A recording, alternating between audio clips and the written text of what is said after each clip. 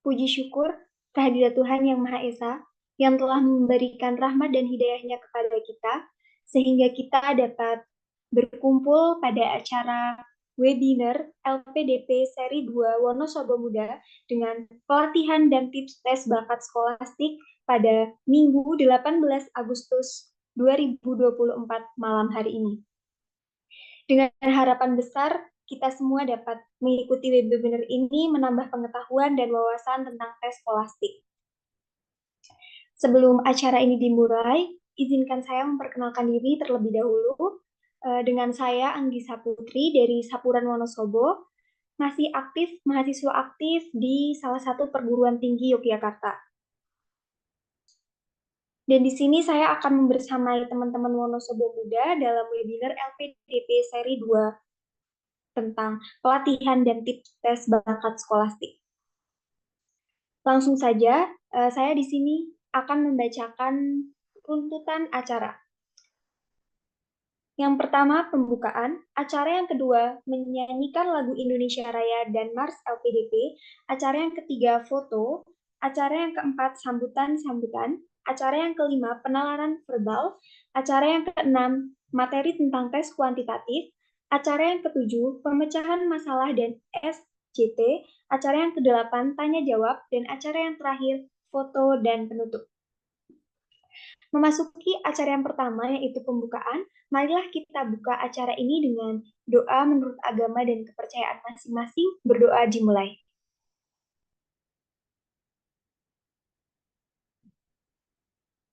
Berdoa tak terbatas. Acara yang kedua, menyanyikan lagu Indonesia Raya dan Mars LPDP. Kepada yang bertugas, dipersilakan.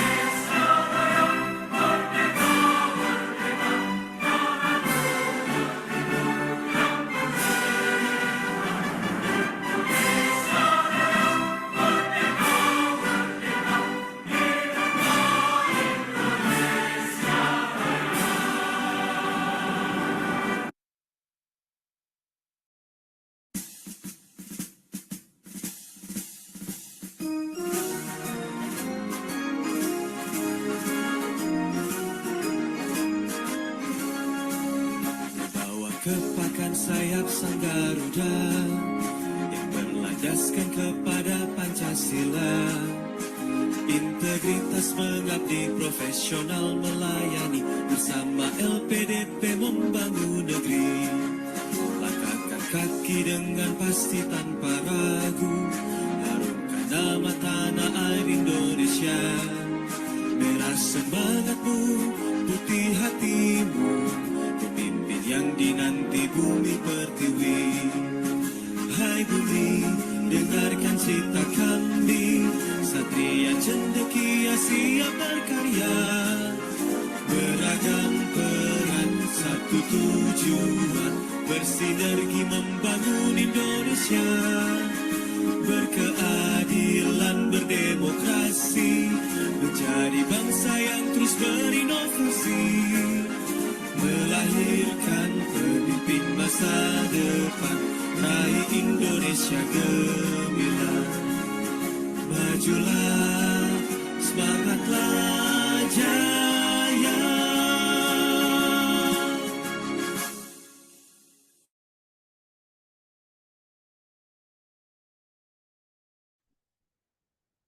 Baik, terima kasih. Acara selanjutnya itu foto bersama. Untuk teman-teman Wonosobo Muda diperbolehkan mengaktifkan kameranya.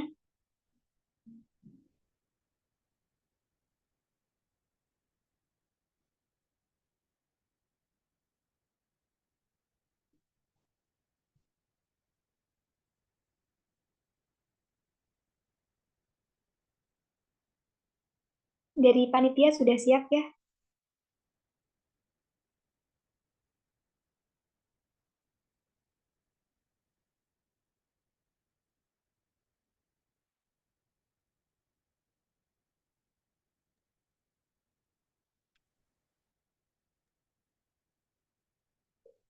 Ya, mungkin saya hitung 3, 2, 1. Oke. Sekali lagi 3, 2, 1.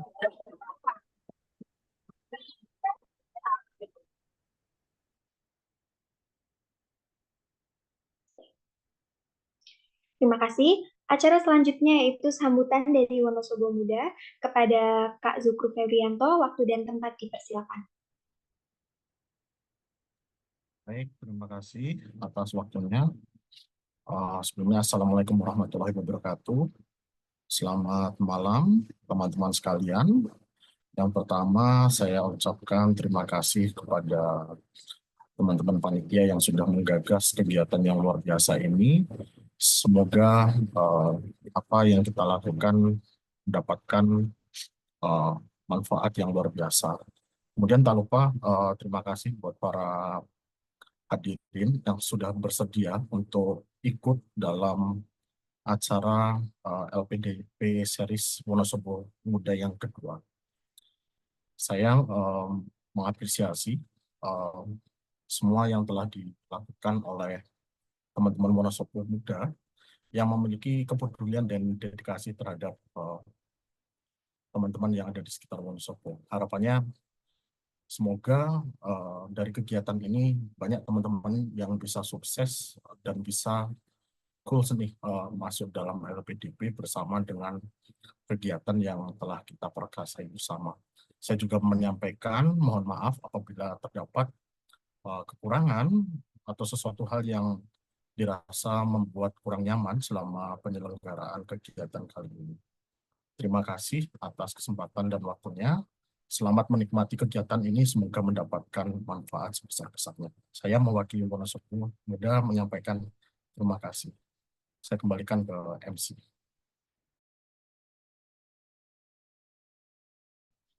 Baik, terima kasih Kak Zukruf atas sambutannya.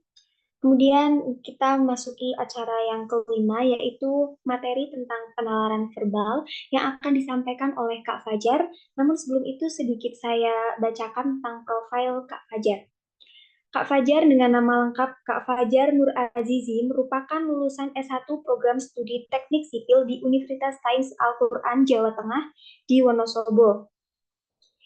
Ia memulai karir profesionalnya di kontraktor swasta di daerah Yogyakarta selama beberapa tahun, dan kemudian setelahnya melanjutkan karir di salah satu konsultan pengawas bidang konstruksi di Wonosobo. Selain itu, ia juga pernah mengikuti program magang di BUMN, tepatnya di PT Geodipa Energi Unit Dieng.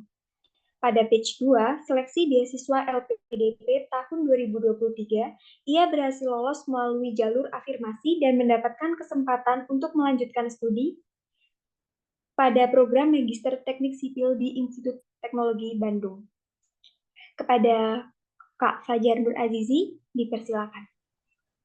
Ya, terima kasih untuk Kak Anggisa selaku MC. Sebelumnya, Assalamualaikum warahmatullahi wabarakatuh. Perkenalkan, nama saya Fajar Nur Azizi. Sekarang saya sedang menjalankan studi di Institut Teknologi Bandung. Di sini saya akan menyampaikan materi tes bakat skolastik tentang penerapan verbal.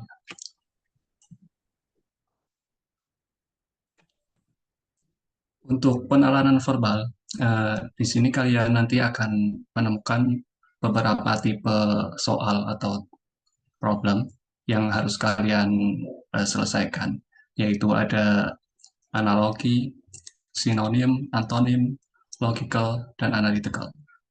Untuk analogi dan sinonim antonim, itu nanti kalian akan menemukan sekitar kurang lebih sekitar 8 soal, untuk logical 8 soal, dan untuk analytical 7 soal. Jadi total untuk TBS penalaran verbal yaitu 23 soal nanti. Untuk analogi sendiri kalian diminta di sini untuk menganalogikan sesuatu terhadap sesuatu yang lain. Misal X, analogi X terhadap Y, atau analogi X terhadap Y terhadap Z, dan seterusnya nanti. Untuk tips mengerjakan soal analogi, tentu pertama kalian harus berbanyak latihan soal ya, untuk mendapatkan nanti muscle memory. Jadi kalian sudah terbiasa untuk mengerjakan soal-soal yang seperti ini. Kemudian tips selanjutnya yaitu memperbanyak perbendaharaan kata. Jadi tidak ada jalan pintas ya untuk soal-soal ini. Kalian harus familiar terhadap kata-kata, terutama kata-kata yang kurang familiar di kehidupan sehari-hari. Kalian harus banyak mencari dan belajar. Untuk tips selanjutnya, tetap tenang ya.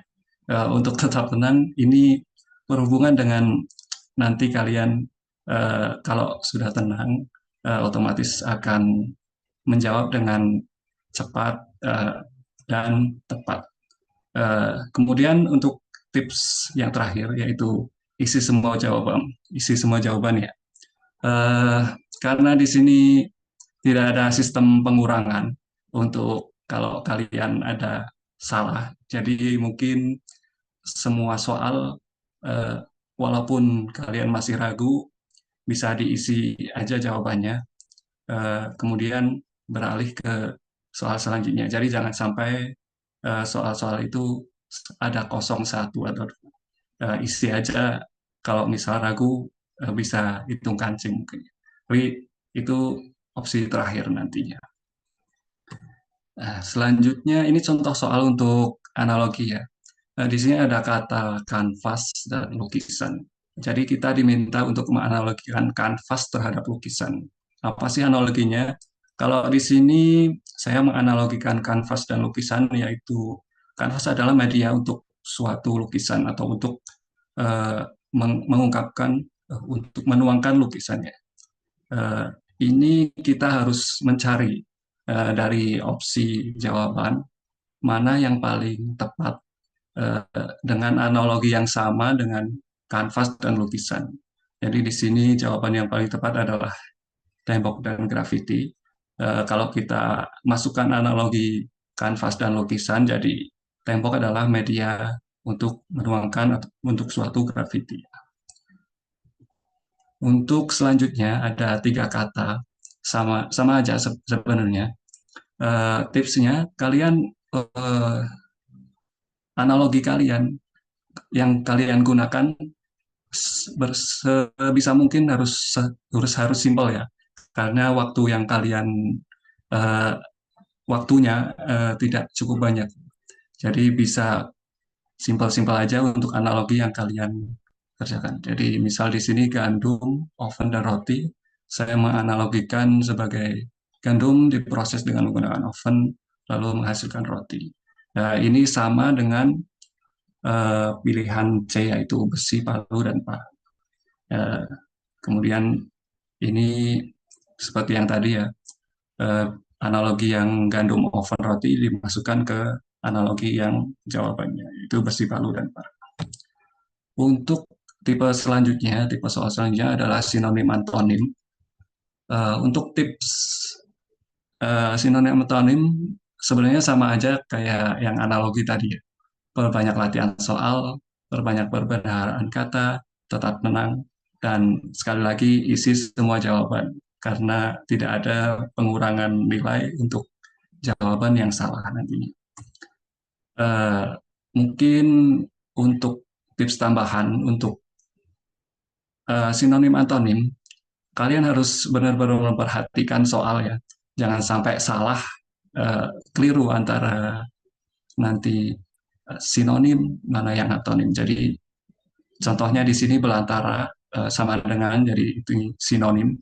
Kalau di Kamus Besar Bahasa Indonesia sendiri belantara berarti sangat luas. Kita cari kata-kata yang sinonim dengan belantara yaitu adalah sangat luas. Begitu juga dengan antonim ya kalian bisa cari-cari sendiri nantinya. Perbanyak sekali lagi perbanyak perbendaharaan kata kalian untuk terutama kata-kata yang kurang familiar di kehidupan sehari-hari. Selanjutnya ada tipe soal yang logikal. Logikal ini seperti yang kita tahu semua ya. Kalian pasti udah pernah mendengar tentang ponens, tolens, dan silogisme ya. Itu rumus-rumus yang biasa digunakan untuk logikal. Di sini untuk tips logikal kurang lebih sama, cuma beberapa hal yang perlu kalian perhatikan yaitu perhatikan premis terakhir dari soal. Jadi ada kemungkinan premis terakhir atau soal dari tipe logikal ini gimana ya, menipu gitu. Jadi kalian harus selalu perhatikan dan dengan seksama premis terakhir atau premis soalnya. Kemudian sekali lagi saya ingatkan tetap isi semua jawaban karena tidak ada pengurangan kata. Di sini contohnya yaitu ada semua anak laki-laki Fakultas Teknik Gondrong. Laki-laki yang berambut gondrong bisa bermain gitar. Premis soalnya Doni anak Fakultas Teknik. Jadi kesimpulan yang dapat kita ambil, misal opsi A, Doni tidak gondrong, ini tidak tepat ya, karena Doni adalah anak Fakultas Teknik, sedangkan semua anak Fakultas Teknik pasti gondrong. Opsi B juga tidak tepat, C juga kurang tepat, yang paling tepat adalah opsi D, yaitu Doni bisa bermain gitar dan berambut gondrong. Ini sesuai dengan premis 1-2, yaitu kalau anak Fakultas Teknik pasti gondrong, terus anak laki-laki yang gondrong pasti bisa bermain gitar. Untuk tipe selanjutnya yaitu tipe analytical. Di sini kalian tipe-tipe soal ini kalian diminta untuk menentukan atau menentukan urutan antrian atau urutan duduk melingkar atau urutan harga dan lain-lain. Tips untuk mengerjakan soal analitikal, tips yang pertama adalah tulis kata kunci dari pernyataan-pernyataan yang ada di soal satu persatu. Terus jika diperlukan bisa buat tabel atau ilustrasi, tapi perlu diingat karena waktu yang tidak banyak, untuk membuat ilustrasi atau tabel bisa dilakukan untuk yang sederhana aja. Terus selanjutnya, tips selanjutnya yaitu tidak lain adalah isi semua jawaban ya. Jadi kalau misal kalian masih bingung atau ragu nih, ini jawabannya apakah ini atau ini, mending kalian isi dulu, kemudian nanti kalau misal ada waktu bisa kalian cek kembali untuk jawaban-jawaban kalian yang sebelumnya. Di sini dicontoh di sebuah toko komputer ada 6 merek flash disk yaitu A, B, C, D, dan F dengan harga yang berbeda. Ini langsung kalian gambarkan ilustrasinya ya. Untuk jenis flash disk dari yang paling mahal sampai yang paling murah dengan pernyataan-pernyataan yang ada di soal. Pernyataan misal flash disk merek F adalah flash disk yang paling murah. Nah, jadi dia udah paling akhir. Terus selanjutnya flash disk E lebih mahal dari flash disk B dan D. Jadi kita letakkan flash disk E di tengah. Kita belum tahu yang B dan D di urutannya bagaimana. Nanti kita mungkin di pernyataan selanjutnya akan pasti ada. Terus flash disk C satu tingkat lebih murah dari flash disk yang termahal. Jadi flash disk yang termahal ini kita belum tahu flash disk apa. Flash disk E ini letaknya satu tingkat lebih mahal. Flash disk C ya, flash disk C lebih murah satu tingkat dari yang termahal. Berarti ada di yang kedua dan seterusnya sampai nanti kita dapatkan urutan flash disk. Ya, kalau di sini urutan flash disk dari yang termahal sampai termurah yaitu A, C, E, B, D, dan F. Kemudian untuk yang tidak kalah penting ya, kalian harus benar-benar baca atau cermati soal nantinya. Di sini berikut urutan harga flash disk dari yang termurah hingga termahal. Ya, jadi jangan sampai salah. Nanti kalian isi A, C, E, B, D, F nanti salah ya. Karena ini urutan dari mahal ke murah. Tinggal dibalikan aja. Jadi opsi yang paling tepat adalah F, B, D, F, D, B, E, C, dan A. Ya, mungkin itu. Ya, mungkin itu dari saya. Terima kasih. Good luck untuk kalian. Semoga dapat mengerjakan soal TBS dengan baik dan lulus passing grade. Ya. Saya kembalikan ke MC, monggo.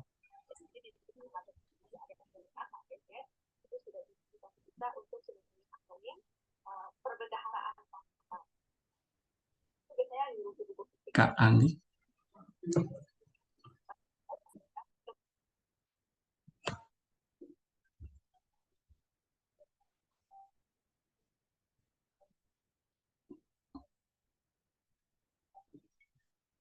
Ini sepertinya terlempar dari Zoom ya. Oh ya, Kalau gitu saya lanjutkan ya, Mas. oh ya, oke. Ya, terima kasih semuanya. Wassalamualaikum warahmatullahi wabarakatuh. Assalamualaikum warahmatullahi wabarakatuh. Oke, terima kasih Mas Azizi atas materinya. Materi selanjutnya adalah tentang tes kuantitatif yang akan disampaikan oleh saya sendiri.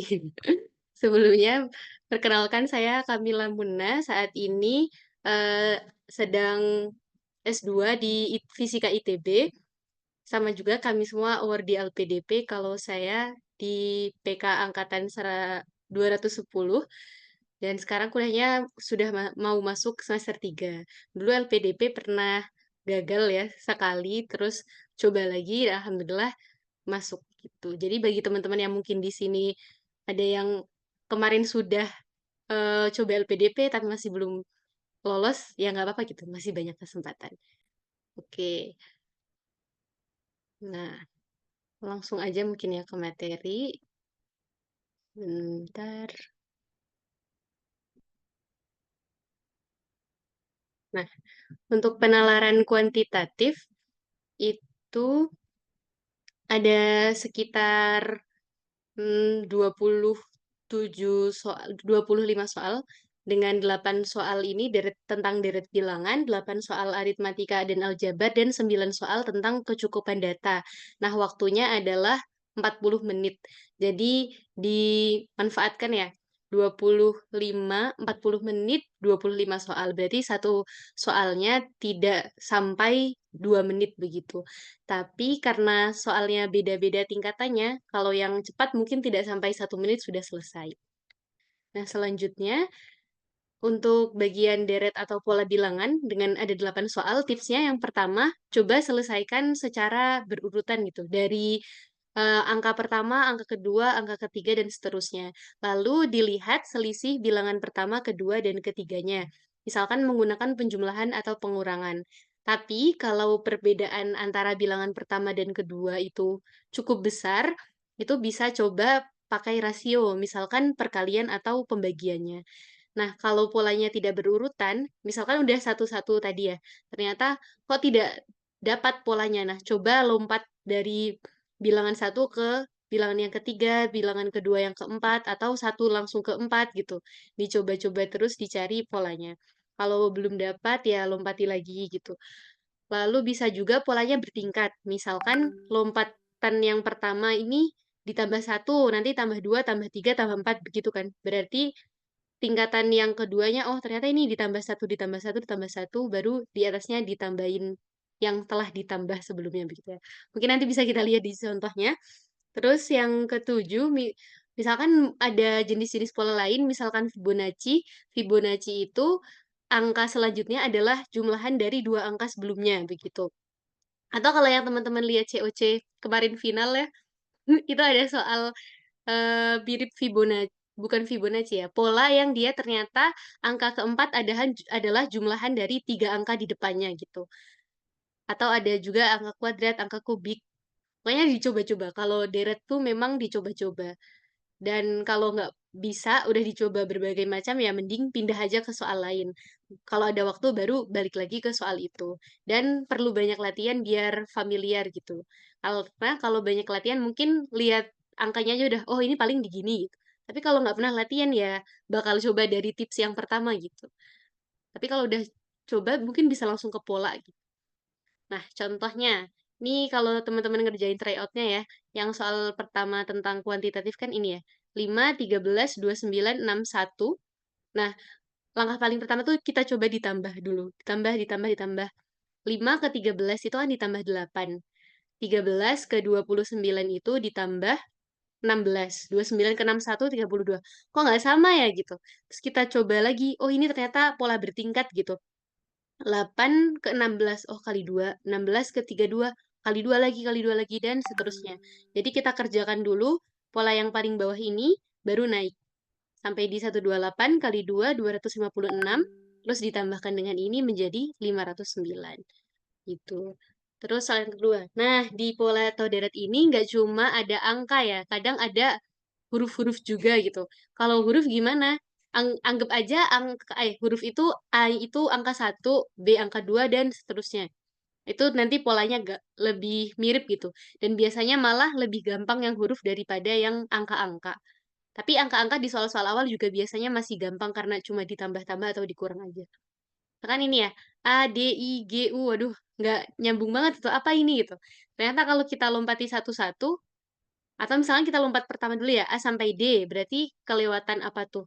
B, C, D sampai I, E, F, G, H. Kok panjang gitu kan? Ternyata coba kita lompat satu-satu, A, I, U, E, O, berarti ini huruf vokal kan? Setelahnya huruf O. Yang di sini kita coba D ke G, itu dilewati oleh E sama F. G ke J, HI. J ke M, KL. Berarti maksud saya huruf setelahnya adalah M, N, O, P. Jadi jawabannya adalah O dan P. Terus yang ketiga, ini 130, 25, 155, 180. Mungkin ini kelihatan, ini apaan ya? Nggak nyambung banget gitu. Ternyata dia, kalau kita coba ya, kayak pola-pola tadi yang dijumlahkan, oh 130 tambah 25, 155. 25 tambah 25 ditambah 155 kan 180. 180. Oh, ini ditambah ini berarti 335. Ini mirip sama yang COC kemarin, tapi COC itu 3 ya. Terus selanjutnya, contoh yang aritmatika dan aljabar, tipsnya itu perlu banget ingat rumus-rumus dasar matematika waktu sekolah gitu. Kalau ada yang bilang, aduh ngapain belajar ini, ternyata kepake juga ya mau kuliah S2, S3 gitu. Nah, rumus-rumus dasar matematika tuh ya, misalkan agak fisika juga, misalnya kecepatan, terus jarak, yang seperti itulah.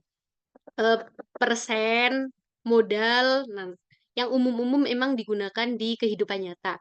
Terus yang kedua, perkuat hitungan dasarnya, penjumlahan, pengurangan, perkalian, dan pembagian. Karena tadi waktu kita sempit ya, jadi kalau kita udah kuat hitungan dasarnya, insya Allah hitungnya makin cepet gitu. Yang ketiga, pahami soal dengan logika. Jadi jangan pakai perasaan gitu ya. Oh, kira-kira misalkan nih ibu beli tepung segini, dibuat roti segini, kayaknya mungkin sisanya segini ya. Oh, tapi kayaknya ibu mau bagi-bagi deh. Berarti mungkin sisanya lebih sedikit ya gitu. Nggak bisa ya, nggak bisa, harus pakai logika. Terus yang keempat, kalau kesulitan kayak tadi ya pindah aja ke soal lain, kalau ada waktu baru balik lagi. Terus banyak latihan juga biar familiar. Nah, contohnya soal yang keempat kemarin, dalam suatu pertemuan panitia mengundang 70 wanita dan 50 pria. Oke, diingat 70 wanita dan 50 pria. Nanti kan kita boleh coret-coretan ya, jadi dipakai aja coret-coretannya.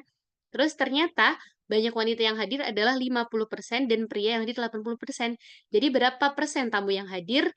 Nah, nggak bisa tuh kita tambah 50 ditambah 80, 130%. Mana mungkin gitu. Padahal yang mungkin hadir tuh cuma 100% harusnya gitu. Karena ini persentase ya, bukan penjumlahan biasa. Nah, caranya gimana? Kita hitung satu-satu. 50% wanita, berarti wanitanya 70. 50% dari 70 berapa? Tinggal persen itu kan per 100. 50 per 100 dikali 70. Coret-coret ketemu 35. Prianya 80%. 80% dari 50. Dicoret-coret seperti biasa, dikali. Terus yang hadir berarti berapa persen ya? Nah, kehadiran ini, kalau mencari persen ya, yang mau dicari itu di atas, dibagi sama totalnya, total semua yang harusnya hadir nih, 70 tambah 50, dikali dengan 100%. Jadi ketemulah 62,5% yang hadir. Itu. Terus soal selanjutnya, nih, jika A, mungkin ini kelihatan, aduh ini apa, pangkatnya tinggi banget gitu. Tapi kalau diselesaikan tuh tidak serumit itu gitu ya. Jika A adalah 55 kali 99 pangkat 99 ditambah 35 dikali seterusnya gitu ya, maka hubungan A, B, C yang paling tepat adalah, nah kita satu-satu dulu, dicari kesamaannya. Ini kan sama ya, 99 pangkat 99, yang sebelah sini juga. Berarti kalau perkaliannya sama, itu ibaratnya huruf gitu, atau sesuatu. Misalkan atau kita anggap itu kotak gitu ya. Si A ini punya 55 kotak ditambah 35 kotak. Berarti dia punya berapa? Ya sudah tinggal depannya yang ditambahkan 55 ditambah 35, 90 kotak. Terus yang B 99 pangkat 100. Aduh, tapi yang di sini pangkat 99 nih, gimana ya gitu. Kan kalau pangkat itu kan sama aja perkalian ya. Ini kita pisah. Jadi 99 pangkat 1 dikali 99 pangkat 99. Kan sama aja tuh. 99 pangkat 100. Jadi udah sama nih belakangnya. Oh, A itu ada 90 kotak, tapi yang B punya 99 kotak. Udah jelas, berarti besar yang B. Banyak kan yang B gitu. Lalu yang C, 90 dikali 90 pangkat 99. Ini kan depannya sama ya. Yang ini ada 90 kotak, yang ini ada 90 sesuatu. Tapi 99 sama 90 kan besaran 99. Berarti pasti 90 ini lebih kecil. Jadi C paling kecil diikuti dengan A, diikuti dengan B. Jawabannya yang A. Lanjut. Oh, oke. Nomor 6. Seorang pengusaha menjual jagung dan gula menggunakan truk. Pengusaha tersebut membeli jagung dengan harga 5.000 per kilogram dan gula 7.000 per kilogram. Modal yang tersedia adalah 1.770.000. Jumlah jagung dan gula dalam truk tidak lebih dari 300 kg. Jika harga jual jagung 5.500 per kilogram dan gandum 7.200 per kilogram, maka laba maksimum yang diperoleh adalah. Nah, pasti teman-teman sering dapat soal ini waktu SMP dan SMA. Nama materinya SPLDV gitu. Apa ya? Sistem, lupa lagi, persamaan linear dua variabel.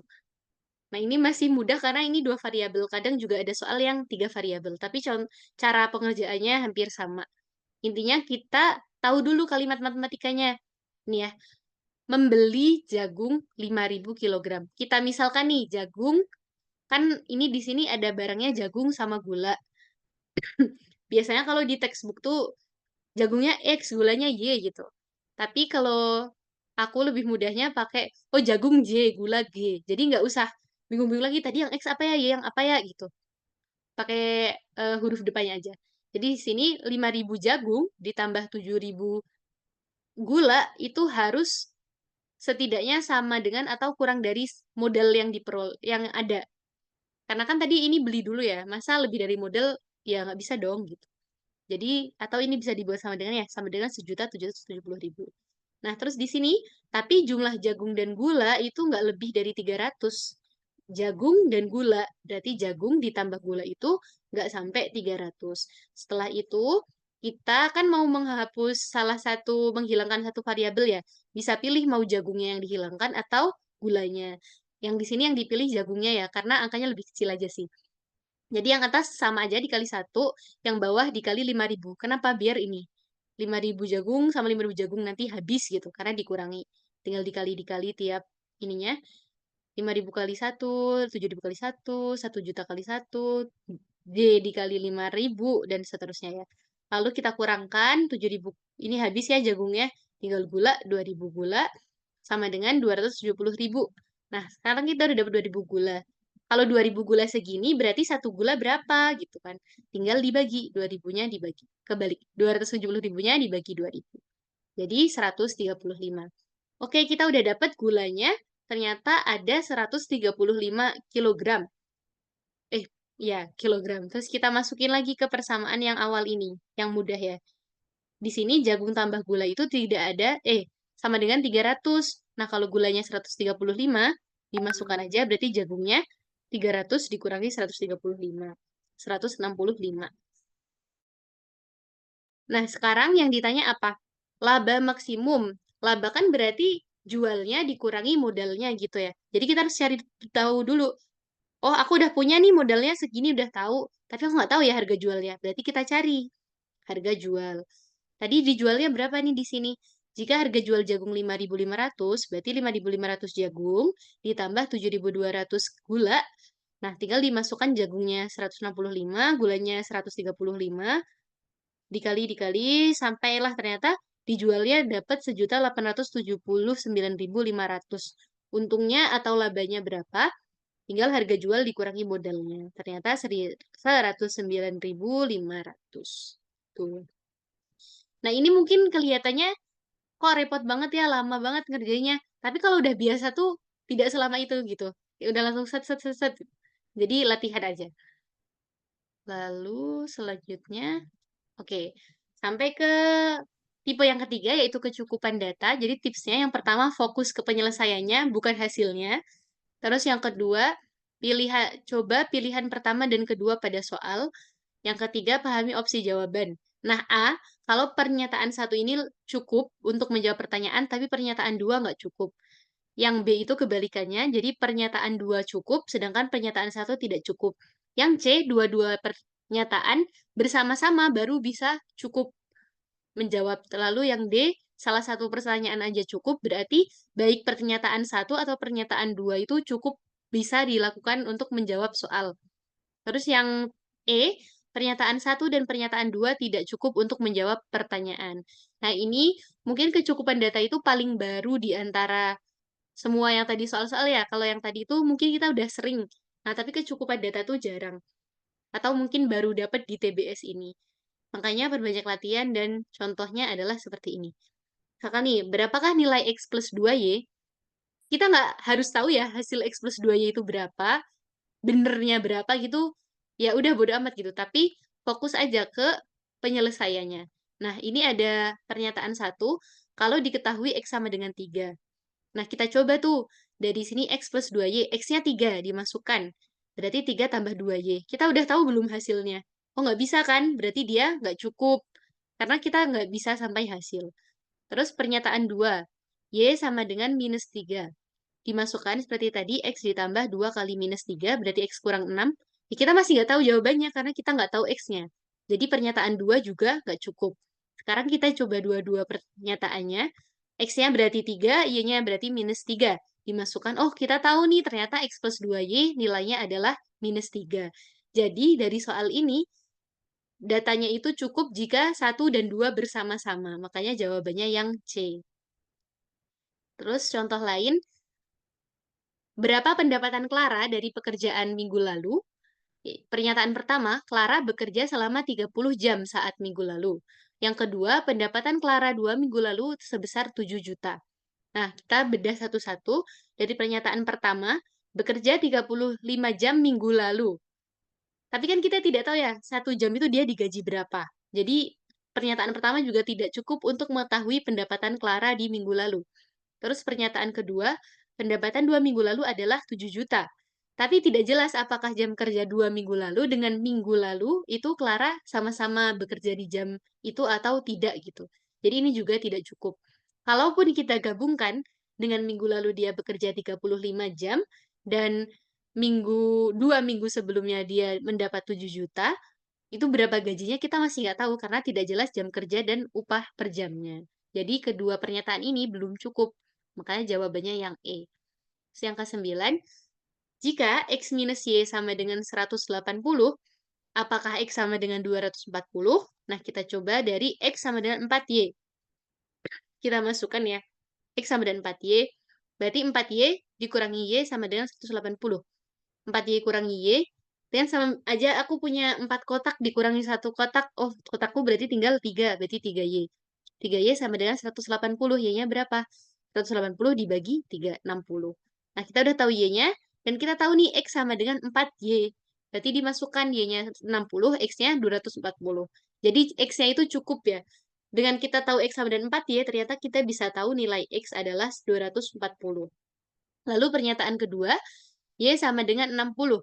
Berarti X dikurangi 60 sama dengan 180. X-nya berapa? 180 tambah 60, 240. Nah, kita bisa tahu juga X-nya sama dengan 240 dengan Y sama dengan 60.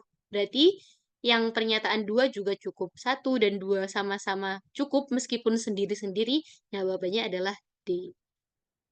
Nah, mungkin itu dari ketiga jenis tes kuantitatif. Dan untuk tips keseluruhan buat TBS ya, yang pertama pastikan device dan internetnya tidak trouble.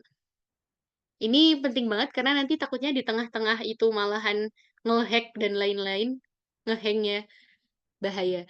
Terus yang kedua, ikuti petunjuk teknis yang diberikan LPDP. Nanti menjelang tes biasanya ada panduannya yang dikirim ke kita. Jadi itu benar-benar dibaca dan diikuti. Lalu yang ketiga, jika keluar di tengah-tengah tes, jangan panik, hubungi CP dan login lagi. Nanti waktu ujian itu memang udah ada CP-nya gitu ya. Dan nggak masalah kalaupun kita keluar di tengah-tengah, login lagi tuh seingatku jawabannya masih kesimpan. Jadi jangan panik karena kalau panik malah hilang kita nggak fokus. Nah ya login lagi aja. Terus yang keempat pakai coret-coretan biar kalau jawabannya hilang nggak perlu mikir lagi. Misalkan tadi ini kita udah ngitung kan, terus ih tapi di jawabannya nggak ada ya, terus kita pindah soal. Ya udah kita tinggal teliti lagi yang tadi udah kita hitung gitu. Jadi coret-coretannya yang rapi kali ya, agak rapi gitu biar kelihatan oh ini yang nomor ini yang nomor ini gitu. Yang kelima, manajemen waktu dan tenaga yang baik. Kenapa tenaga yang baik tuh karena kan soalnya agak banyak tuh dari pertama, kedua, nanti masih ada tes ketiga yang akan dijelaskan oleh Mbak Safna nantinya. Nah, itu capek gitu ya. Kadang sampai ke tahap yang ketiga udah aduh aku udah nggak fokus, udahlah yang penting A, yang penting B, yang penting C gitu. Jadi perlu manajemen tenaga yang baik, makanya sering-sering latihan. Terus yang ketujuh doa dan minta restu. Karena siapa tahu kan tadi udah dari tipsnya Mas Azizi juga gitu ya. Kalau misalkan nggak tahu, udah jawab aja karena nggak ada pengurangan. Jadi barangkali dengan doa dan doa orang tua gitu ya, yang kita pilih ngasal tuh ternyata benar. Gitu. Nah, itu aja dari materi hari ini untuk yang tes kuantitatif. Kurang lebihnya mohon maaf. Saya tutup. Wassalamualaikum warahmatullahi wabarakatuh. Saya kembalikan ke Anggisa selaku MC. Baik, terima kasih untuk Kak Fajar dan Kak Mila atas materi dan beberapa tips and trik yang sangat bermanfaat untuk Wonosobo muda yang ingin melanjutkan S2 dan S3-nya. Selanjutnya yaitu materi tentang pemecahan masalah dan SJT yang akan disampaikan oleh Kak Safna Fauziah. Sebelumnya saya akan membacakan profil dari Kak Safna. Kak Safna menyelesaikan studi S1 di Fakultas Peternakan UGM dengan spesifikasi keahlian di bidang teknologi hasil ternak. Setelah itu, ia memulai karirnya sebagai asisten peneliti di Lab Pusat Riset Teknologi dan Proses Pangan BRIN. Selama bekerja di sana, ia aktif dalam penelitian, pengabdian, serta publikasi beberapa artikel ilmiah nasional dan internasional. Meskipun sudah bekerja, Kak Safna tetap memiliki tekad kuat untuk melanjutkan studi S2. Pada tahun 2023, usahanya membuahkan hasil ketika ia mendapatkan kesempatan untuk melanjutkan studi S2 dengan beasiswa penuh dari LPDP. Saat ini, ia sedang menempuh pendidikan S2 di Fakultas Peternakan UGM. Mungkin lanjut, Kak Safna. Silahkan, waktu dan tempat dipersilakan. Ya, baik Mbak Anggis dan teman-teman semuanya. Sebelumnya, Assalamualaikum warahmatullahi wabarakatuh. Perkenalkan teman-teman semuanya dari Wonosobo Muda. Nama saya Safna. Saat ini sedang semester 3 di Fakultas Peternakan Universitas Gadjah Mada. Dari Wonosobonya dari Jelampang, mungkin ada yang dekat daerah saya, seperti itu. Salam kenal semuanya. Nah, pada kesempatan kali ini saya akan mencoba untuk share seputar tes TBS khususnya pada topik pemecahan masalah.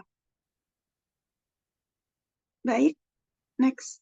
Nah, setelah tes-tes yang tadi disampaikan oleh Mas Fajar dan juga Mbak Mila, kali ini saya mencoba untuk menjelaskan tentang tes pemecahan masalah di mana tes ini menekankan pada kemampuan logika, penalaran, dan juga analisis kritis untuk menemukan solusi.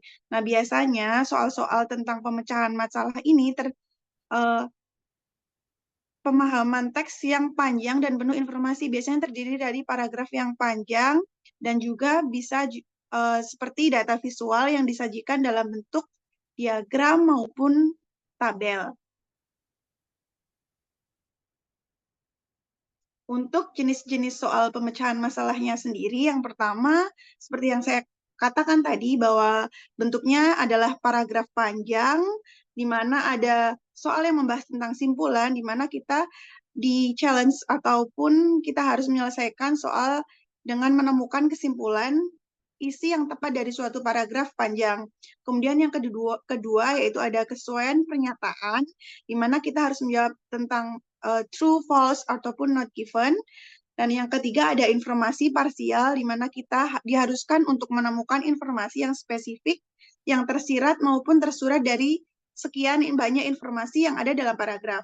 Kemudian selanjutnya ada tentang akibat ataupun solusi, di mana kita diharuskan untuk menganalisis masalah secara mendalam, memahami dampak dari masalah tersebut, dan juga merumuskan solusi yang logis dan efektif. Nah, kemudian tipe yang kedua yaitu tentang visual, di mana nanti data-data tersebut disajikan dalam bentuk tabel maupun diagram. Baik, next. Nah, kemudian tantangannya sendiri apa sih ketika kita menjawab soal pemecahan masalah? Yang pertama tentunya waktu pengerjaan sangat singkat, karena dari informasi yang diberikan LPDB itu sendiri bahwa memang tes pemecahan masalah ini jumlah soalnya ada 12 dan dapat dikerjakan hanya waktu 20 menit saja, berarti sekitar 1,5 menit. Dan tantangannya lagi yaitu paragraf dalam bentuk panjang dan kemudian ketika apalagi tes pemecahan masalah ini kan sudah ada di step ketiga ya teman-teman, berarti untuk biasanya kita sudah mengantuk ataupun kurang fokus karena sudah kelelahan di soal-soal sebelumnya. Nah, yang ketiga yaitu ada opsi jawaban yang menjebak. Biasanya opsi jawaban tersebut ada dua yang mirip. Ada dua yang mirip, akan tetapi tentunya pasti di antara kedua tersebut ada yang jawaban lebih tepat. Baik, next. Nah, untuk tips menjawab soalnya itu sendiri yang pertama yaitu baca soal dengan cermat dan teliti.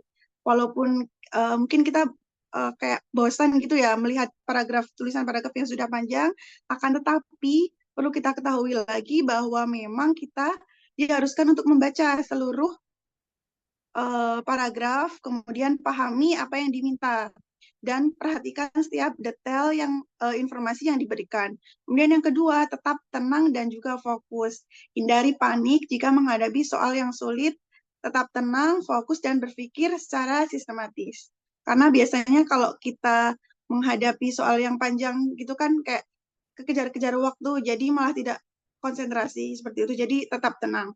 Kemudian yang ketiga, kelola waktu dengan baik, perhatikan waktu yang tersedia, jangan habiskan terlalu banyak waktu pada satu soal. Jika terjebak pada soal yang susah, ataupun susah ataupun kita tertarik banget untuk menyelesaikan ini, lebih baik perhatikan waktunya dan beralih ke soal selanjutnya ataupun mungkin dilewati terlebih dahulu seperti itu. Nah, untuk step by step menjawab soalnya, tips dari kami yaitu yang pertama, pahami soal untuk memastikan informasi apa yang perlu kita cari dari paragraf. Jadi biasanya kan ada paragraf panjang. Nah, kalau tips dari saya biasanya langsung loncat ke soalnya sebenarnya apa sih yang diminta dari soal tersebut, kemudian baru baca paragrafnya seperti itu. Kemudian serap data dari paragraf, jangan berargumentasi sendiri. Biasanya kita kadang terlalu out of the box. Nah, di sini lebih baik difokuskan dengan paragraf yang tersedia. Kemudian pilih dan eliminasi opsi jawaban dan juga verifikasi jawaban ketika memang waktunya masih cukup. Baik teman-teman, berikut merupakan contoh soal yang membahas tentang simpulan ya. Mungkin teman-teman semua yang sudah mengerjakan tryout-nya bisa kita bahas bareng-bareng di sini. Soal yang pertama, acara festival musik dirayakan dengan beragam penampilan dari artis lokal dan internasional. Namun, banyak pengunjung tidak memiliki kesadaran untuk menjaga kebersihan area festival. Akibatnya, banyak sampah yang tertinggal setelah acara selesai. Nah, yang ditanyakan di sini adalah simpulan dari paragraf tersebut adalah jawaban A. Festival musik dirayakan dengan penampilan dari artis lokal dan internasional. Ini jelas salah ya teman-teman karena terlalu general dan tidak mencakup simpulan dari ketiga kalimat tersebut. Kemudian yang B, banyak pengunjung festival musik menikmati penampilan dari berbagai artis. Ini juga masih terlalu general. Dan kemudian yang C, banyak sampah tertinggal setelah festival musik selesai. Nah, ini jawaban C, kita keep dulu.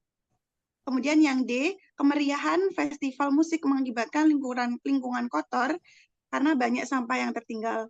Nah, ini kan seperti yang tadi saya bicarakan ya teman-teman, bahwa memang jawaban C sama D patut untuk dipikirkan. Akan tapi kita cermati lagi bahwa memang soalnya simpulan. Berarti ketika ditanyakan simpulan, maka harus mencangkup ketiga kalimat utuh dari paragraf tersebut.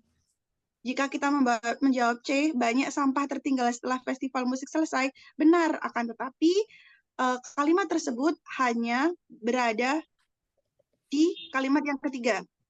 Jadi dipastikan jawabannya kurang tepat, dan yang tepat merupakan jawaban D, di mana kemeriahan festival musik mengakibatkan lingkungan kotor karena banyak sampah yang tertinggal. Nah, ini benar karena paragraf tersebut menggambarkan dua kalimat utama, yaitu yang pertama, festival musik dirayakan dengan berbagai penampilan dari artis lokal dan internasional. Kemudian kalimat yang kedua, ada masalah dengan banyak sampah yang tertinggal setelah acara selesai karena kurangnya kesadaran pengunjung terhadap kebersihan. Baik, next.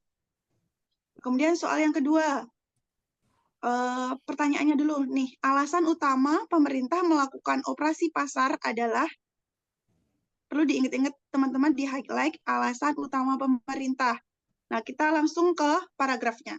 Produksi daging dalam negeri terus menyusut tiap tahunnya, sehingga pemerintah perlu melakukan impor daging.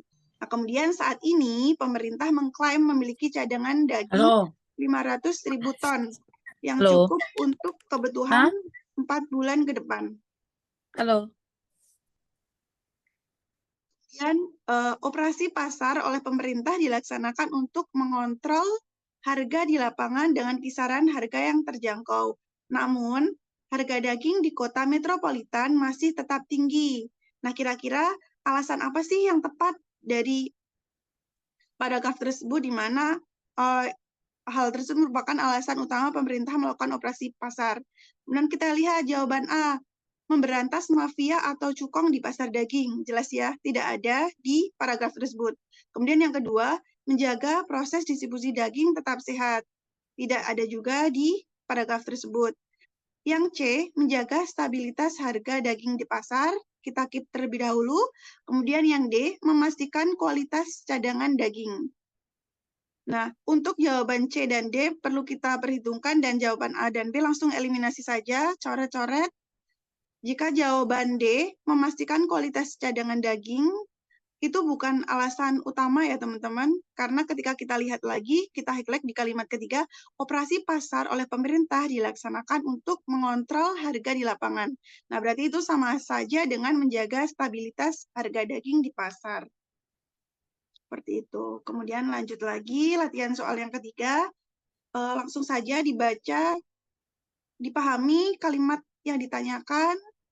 Apa langkah pertama yang paling tepat untuk mengidentifikasi penyebab utama penurunan produktivitas tersebut? Diingat-ingat langkah pertama yang paling tepat. Kemudian langsung ke soalnya, Anda adalah seorang manajer proyek yang menghadapi penurunan produktivitas tim dalam proyek yang sedang berjalan. Setelah evaluasi awal, Anda mencurigai bahwa penurunan produktivitas bisa disebabkan oleh beberapa faktor. Pertama, kurangnya komunikasi antara anggota tim. Kemudian yang kedua, ketidakjelasan tugas atau masalah teknis dengan alat yang digunakan. Baik, jika kita melihat jawaban A, melakukan pelatihan tambahan bagi anggota tim tentang penggunaan alat yang digunakan, ini jelas salah ya teman-teman, karena ini merupakan, karena permasalahannya saja baru dicurigai, belum tepat. Seperti itu, belum fix permasalahannya. Jadi ketika kita memberikan solusi A, itu masih belum tepat karena belum fix masalahnya tentang alat. Kemudian ketika jawabannya B, menyusun ulang jadwal proyek dan mengatur ulang deadline untuk memeriksa dampaknya terhadap produktivitas, ini juga kurang tepat karena memang permasalahannya masih dicurigai, belum fix permasalahan yang terjadi karena jadwal proyek ataupun deadline yang ada. Kemudian ketika jawaban C, mengadakan rapat dengan anggota tim untuk mendiskusikan kendala yang mereka hadapi dan juga mendengarkan umpan balik mereka. Nah, ini jawaban yang tepat karena memang di sini posisinya setelah evaluasi selesai, Anda mencurigai bahwa penurunan produktivitas, berarti kan masih dicurigai. Nah, itu jawaban yang tepat C. Seperti itu, ketika masih dicurigai, maka kita memerlukan diskusi dengan tim tentang kendala apa yang dihadapi. Nah, untuk jawaban D jelas salah karena memang fokus permasalahan belum tentu dari segi alatnya. Nah, baik dari soal ketiga 123 tadi yaitu tentang paragraf panjang. Kemudian soal selanjutnya ini merupakan contoh soal tentang tabel. Mungkin teman-teman sudah familiar ya, apalagi yang beberapa kali mengikuti tes ataupun seleksi di perguruan tinggi. Seperti itu, berikut contohnya. Disajikan tabel jumlah pelamar kerja di dua perusahaan setelah job fair. Nah, diketahui lulusan Prodi, PT Sinar, dan PT Bintang. Kita lihat dulu pertanyaannya. Pernyataan yang sesuai dengan diagram di atas adalah, nah, tips dari saya, teman-teman semuanya, ketika menghadapi soal tabel, biasanya saya langsung lihat di jawabannya. Ya, di jawabannya, kemudian dicocokkan di atasnya. Jawaban A, lulusan sistem komputer paling banyak melamar ke PT Bintang. Komputer, kita cross-check langsung. Komputer paling banyak ke PT Bintang dibandingkan PT Sinar. Ya, kemudian yang B, PT Sinar adalah perusahaan yang paling diminati oleh teknik informatika. PT Sinar paling banyak diminati oleh teknik informatika. Salah ya teman-teman, karena hanya 18 pelamar. Kemudian yang C, jumlah pelamar dari lulusan ilmu ekonomi di kedua perusahaan sama banyaknya. Kita cek langsung ke ilmu ekonomi sama banyaknya, salah, coret. Kemudian yang ketiga, secara umum jumlah pelamar di PT Bintang sebanyak 3 kali pelamar di PT Sinar. PT Bintang 3 kali. Nah, ini jawaban yang benar teman-teman karena secara umum sama dengan kisaran. Maaf, itu sepertinya di opsi A, lulusan sistem komputer paling banyak melamar ke PT Bintang. Ini soalnya salah ketik, harusnya paling sedikit melamar ke PT Bintang. Ya, jadi jawaban yang tepat yang D karena secara umum dapat ditafsirkan dengan kisaran. Kisarannya yang mendaftar di PT Bintang sebanyak 3 kali pelamar di PT Sinar. Baik, next. Nah, selain itu ada juga di sini grafik ya, diagram batang, di mana ada soal yaitu tentang panggilan terhadap pasangan, di mana soal tersebut berdasarkan persentase panggilan terhadap pasangan dari tabel batang di atas dapat disimpulkan bahwa langsung saja kalau tips dari saya kita ke jawabannya biar cepat. Panggilan yang di Jawa lebih pasaran daripada sayang di Sumatera. Yang di Jawa lebih pasaran, berarti kan lebih pasaran ditunjukkan dengan jumlahnya ukuran tabel diagram batang tersebut. Lebih pasaran atau lebih banyak daripada sayang di Sumatera. Sayang di Sumatera. Benar. Akan tapi dan babe di Papua. Kemudian lanjut panggilan ayang di Papua lebih favorit dibandingkan panggilan babe di Jawa. Benar, ini jawaban yang benar. Kemudian panggilan pasaran ketiga wilayah tersebut adalah babe. Salah, karena memang paling sedikit. Nah, kemudian yang D, panggilan sayang di Jawa lebih tidak favorit. Sayang di Jawa lebih tidak favorit dibandingkan panggilan sayang di Papua. Jawabannya salah, berarti yang tepat adalah yang B.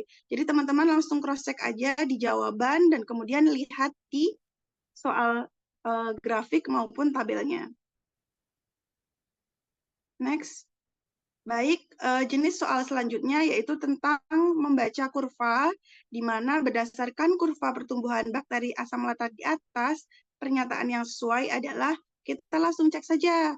Jawaban A, pada jam kedua hingga ketiga jumlah bakteri mengalami penurunan. 2 ke 3, penurunan. Salah kan? Berarti eliminasi.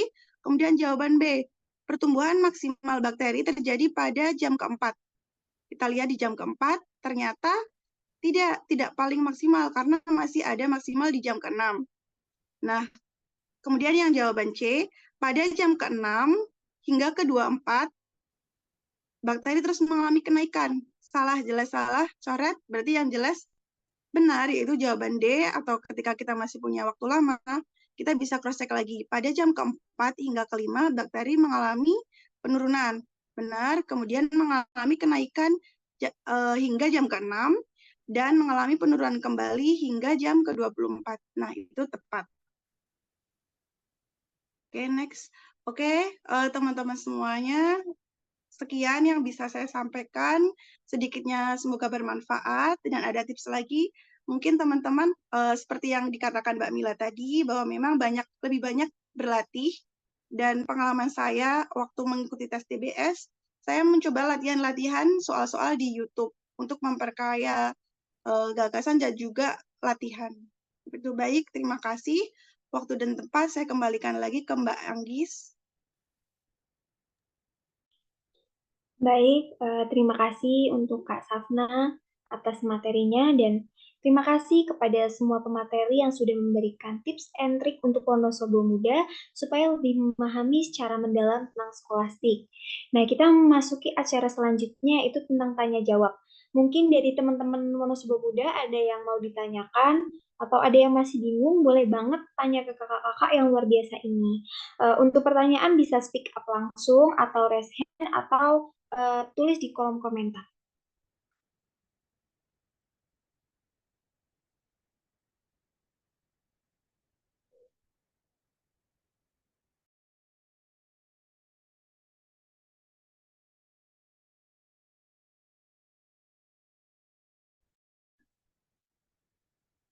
Ini ada satu pertanyaan dari Kak Ucin tentang gambaran tesnya secara umum bagaimana Kak? Misal aturan dan teknis pelaksanaan, jumlah soal keseluruhan, dan total waktu passing grade. Terima kasih.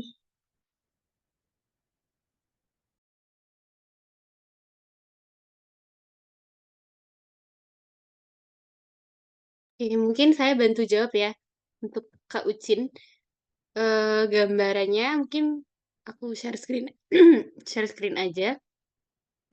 Nanti penulisan tesnya itu dari aplikasi gitu.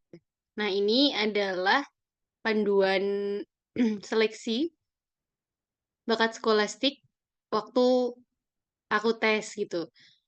Tapi biasanya nanti akan beda ya. Karena ini 2022 mungkin di tahun ini juga ada perbedaan gitu.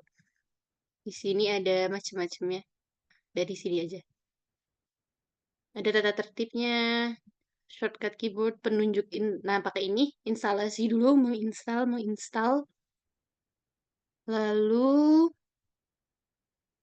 pengantar ya, dibaca aja sih sepertinya.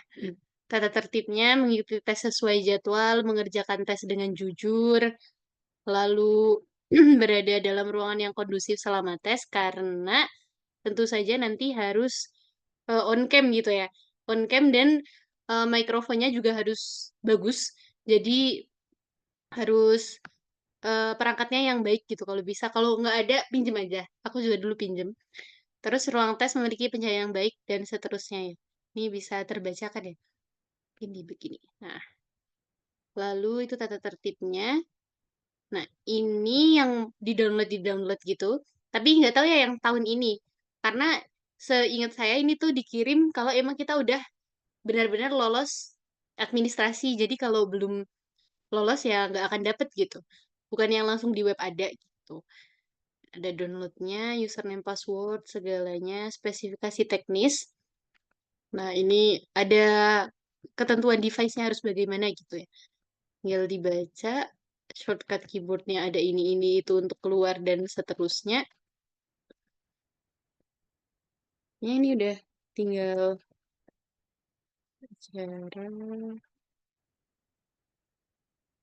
Nah, ya seperti itu. Jadi tesnya di aplikasi. Nah, nanti ada kayak gini selamat datang. Tuh, masukkan tokennya, masukkan username-nya, dimasuk. Kalau ikuti ini di sini bahkan ada cara misalkan kita keluar tiba-tiba atau gimana gitu. Nah, di ini. Jadi nanti kita kan mengerjakan tuh, kita bisa menandai soal yang kita ragu. Misalkan kita eh, kan bisa dilihat ya, oh ini udah dijawab gitu. Jadi jangan khawatir kalau misalkan ngerjainnya dilewati gitu. Karena kita bisa balik lagi nih, misalkan yang ketiga, oh kita belum jawab nomor 3. Oh nomor 6 lagi kita kerjain, nomor 5 ragu-ragu kita tandain gitu. Jadi kalau ada waktu lagi bisa pindah ke yang ragu-ragu, misalkan. Lalu apa ini? Konfirmasi tes selesai. Selesai itu sudah dapat nilai seperti ini. Jadi di sini bakal ada, misalkan sub penalarannya nanti skornya berapa, kuantitatif berapa, pencarian masalah berapa. Sama ada satu lagi, SJT itu situational judgment test atau apa gitu. Itu nggak ada skornya karena dia kayak tes kepribadian gitu. Jadi namanya tes kepribadian kan tidak ada salah benar ya. Memang kita tuh pribadinya yang seperti apa gitu. Jadi tidak ada nilainya nanti, cuma tetap dikerjakan setelah mengerjakan pemecahan masalah gitu. Cara jawabnya ya jawab sesuai diri Anda gitu. Penting riset peserta. Belum diaktifkan atau apa. Jadi ada kemungkinan-kemungkinan kesalahan. Jadi tenang aja kalau misalkan terjadi apa-apa itu udah ada panduannya gitu. Kalau terkait jumlah soal itu sama aja ya kayak tadi yang udah dijelaskan masing-masing pembicara ada sekian sekian sekian gitu. Nah, dari saya itu aja. Mungkin ada yang mau nambahin Mbak Safna atau Mas Aziz?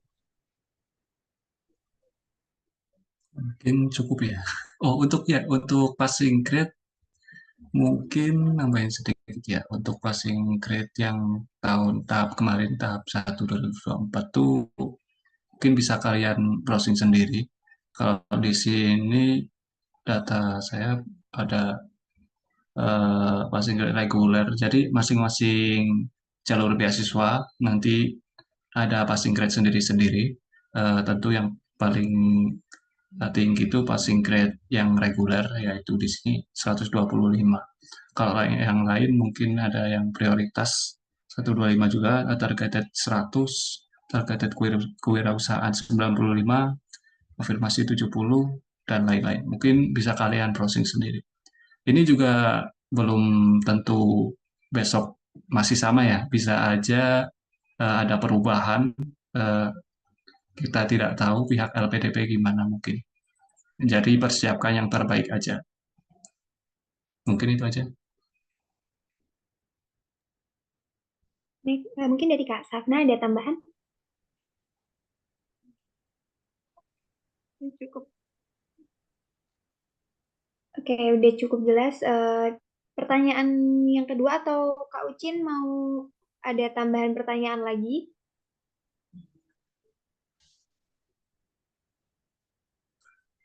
Lanjut ke pertanyaan dari Kak Aisyah. Bagaimana caranya biar tidak terjebak saat mengerjakan soal, terutama di tes verbal yang sering menjebak? Ini dari tes verbal, mungkin dari Kak Fajar dulu mau menjawab. Silakan. Oh iya, mungkin untuk bagaimana untuk tidak terjebak itu tidak ada cara lain selain kita harus terbiasa atau kita sering latihan soal nantinya untuk tes verbal atau tes yang lain. Jadi nanti bisa familiar dengan pilihan-pilihan yang ada. Terus juga kita harus memperbanyak perbendaharaan kita. Jadi ada beberapa kata-kata yang mungkin tidak familiar, mungkin kita bisa browsing atau lain-lain. Intinya perbanyak latihan sih, biar bisa ini mengurangi, biar tidak terjebak. Mungkin itu dari saya. Kalau mungkin dari teman-teman yang lain ada tambahan? Izin menambahkan, Mas Azizi. Mungkin tips dari saya kan kita biasanya jika belajar di YouTube gitu ada bagaimana tips cara menjawab gitu ya Mbak Thomas ya maaf tadi. Nah mungkin dibiasakan saja cara menjawabnya itu yang mudah seperti apa. Ketika latihannya semakin banyak berarti otomatis kita kayak sudah terlatih sendiri gitu. Gitu Mbak.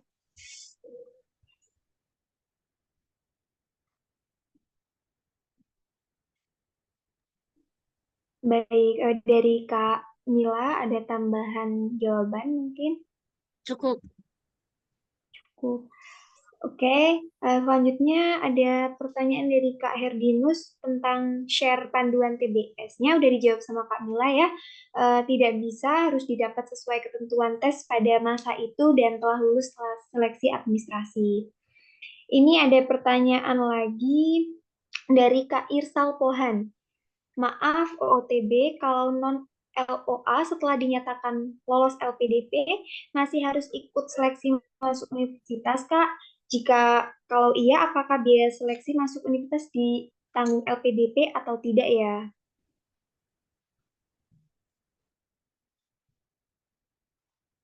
Baik, mungkin izin menjawab ya. Ketika sudah lolos LPDP, terus kita harus seleksi kampus, iya jelas kita harus seleksi kampus. Nah, kemudian kebetulan saya juga dulu waktu daftar malah belum punya LOE gitu. Jadi saya cari LOE dulu, kemudian ketika sudah daftar kampus, nah seluruh biaya pendaftaran di kampus, bahkan termasuk biaya tes ASEP gitu ya. ASEP kalau di UGM itu ditanggung semua oleh LPDB. Nah, nanti sistemnya rembes gitu.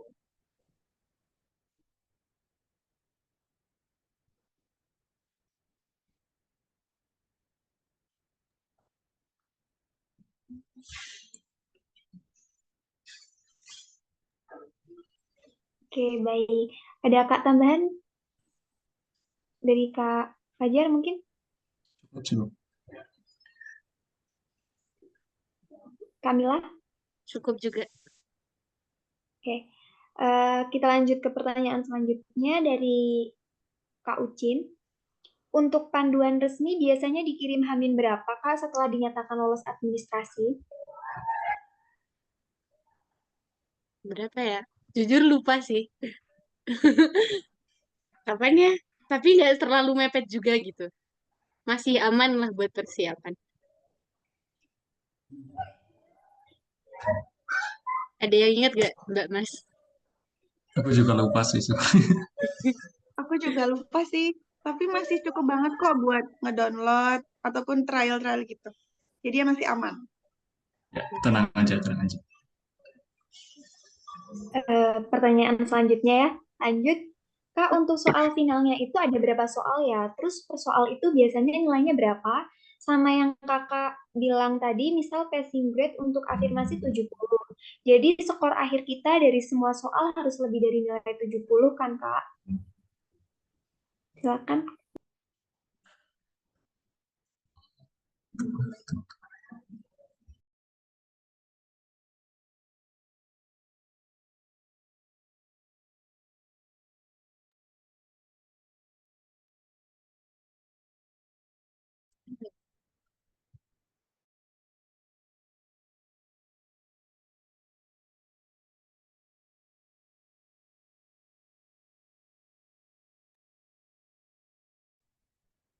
Kalau yang kuantitatif tadi 25 ya. Kalau yang lain aku nggak ingat juga berapa ya.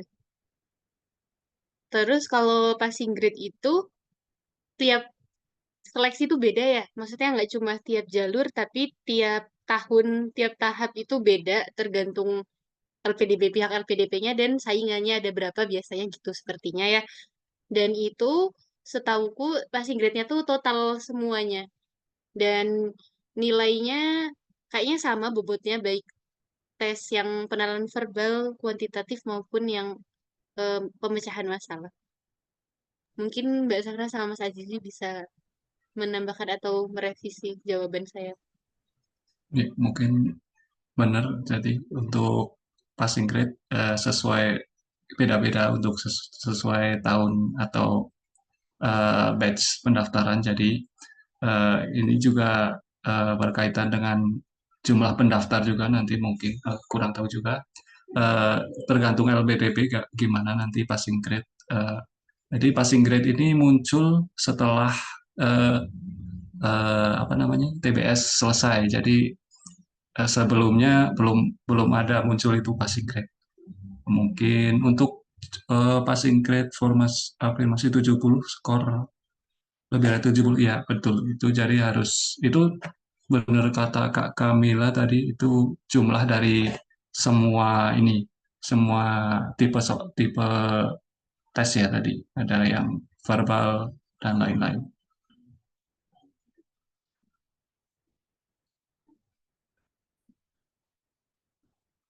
Mungkin itu aja. Oke, mungkin ada yang mau bertanya lagi ini atau ada yang belum jelas, boleh langsung ditanyakan. Ini yang di kolom komentar sudah terjawab semua ya.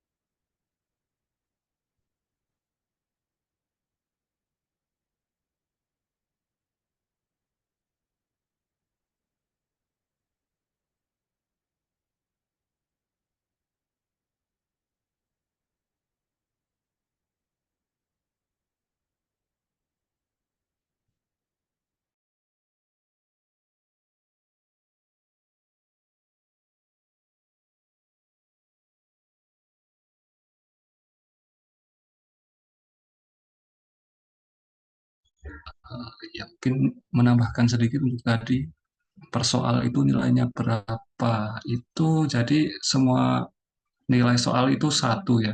Jadi nggak ada yang kayak di soal yang CPNS mungkin ada yang pernah eh, tes ya. Jadi ada nilai 3 4, ada 3 2 1 dan lain-lain. Mungkin di sini tidak ada. Jadi satu soal itu nilainya satu. Begitu mungkin.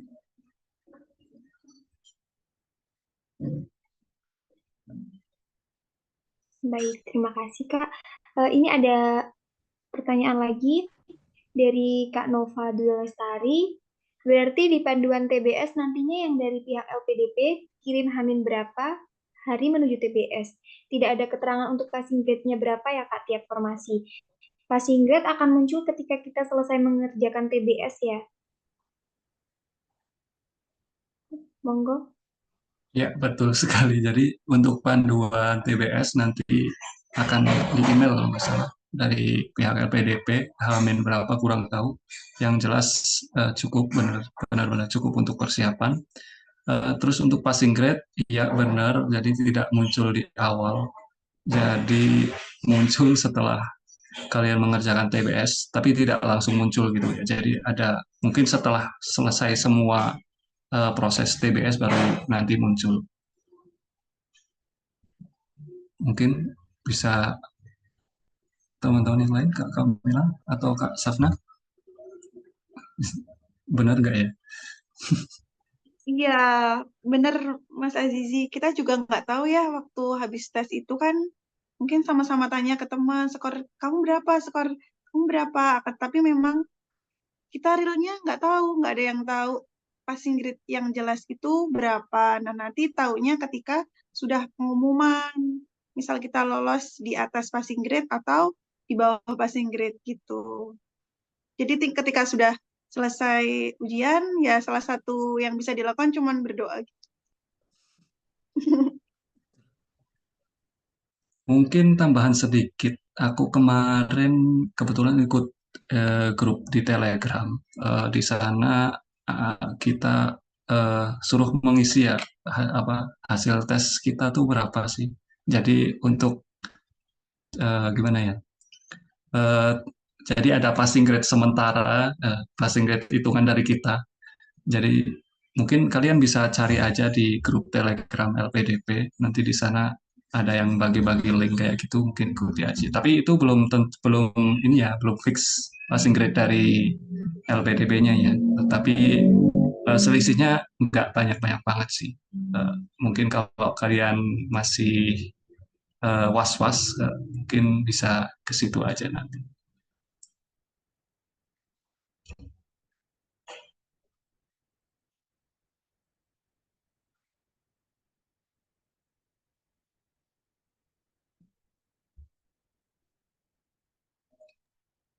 Kamila, mungkin ada Baik. tambahan?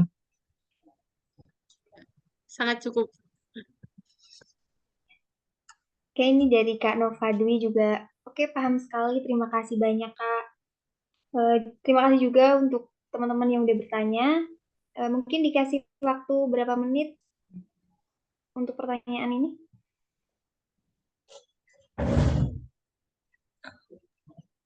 Mungkin hitung aja kali ya, sampai 10 kalau belum ada ya udah. Oke.